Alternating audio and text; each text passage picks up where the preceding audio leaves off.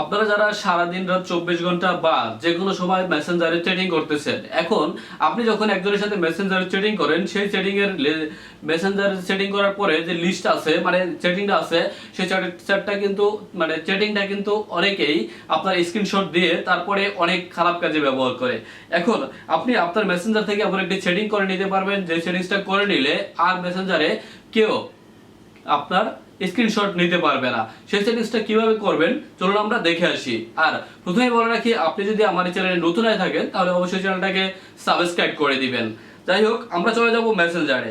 মেসেঞ্জারে চলে যাওয়ার পরে আপনি একবারে উপরে কর্নার দিকে থ্রি লাইন একটা অপশন পাবেন, এখানে ট্যাপ করবেন। ট্যাপ করার পরে আপনি পেয়ে যাবেন সেটিংস অপশন, সেটিংসের উপরে ক্লিক করবেন। দেন আপনি একটু নিচের দিকে চলে যাবেন, এখান থেকে প্রাইভেসি অ্যান্ড সেফ একটা অপশন পেয়ে যাবেন।